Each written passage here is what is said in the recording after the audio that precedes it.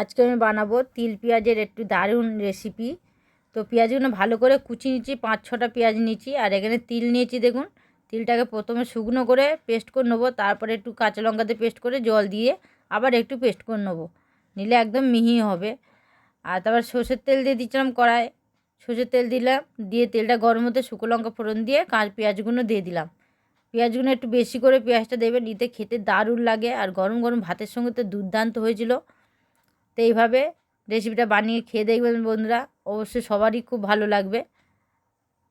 তাই তিল পেঁয়াজের এই রেসিপিটা দুর্দান্ত হয়েছে।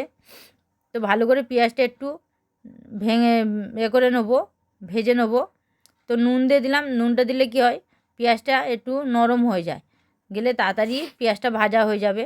তো পেঁয়াজটা এইভাবে নুন দিয়ে ভেজে নিচ্ছি, একটু লাল লাল করে একটু ভেজে নেবো।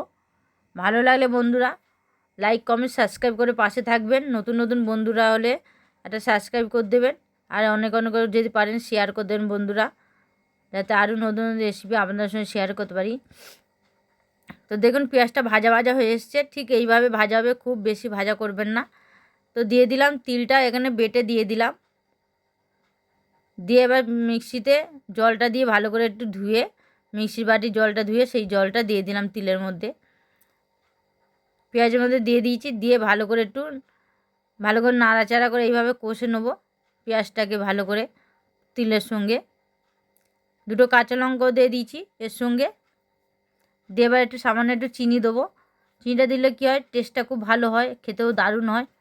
আর এখানে অর্ধেক লেবু দেবো, অর্ধেক লেবুর রস এখানে চিপে দিয়েছি ভালো করে। এতে টেস্টটা এত সুন্দর হয়েছিল বলার মতো না, দারুণ হয়েছিল। আর পুরো ভিডিওটা দেখার জন্য চেষ্টা করুন বন্ধুরা, অবশ্যই দেখবেন, আপনাদের খুব ভালো লাগবে।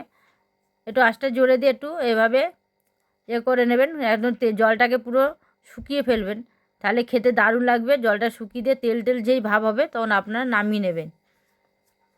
দেখুন কত সুন্দর দেখতে হয়েছে। তো এবারে এটাকে নামিয়ে নেবো আমি, হয়ে গেছে, তেল বেরিয়ে এসে ওই জন্য নামিয়ে নিচ্ছি। তো নামিয়ে নিয়েছি দেখুন বন্ধুরা, ঠিক এইভাবে নামিয়ে নেবেন। তো কেমন হয়েছে কমেন্টে অবশ্যই জানিয়ে দেবেন, আর অনেক অনেক শেয়ার করুন বন্ধুরা। ভালো লাগলে লাইক কমেন্ট সাবস্ক্রাইব করে পাশে থাকবেন। তো এখন মতন আবার নতুন ভিডিও নিয়ে আবার ফিরে আসবো।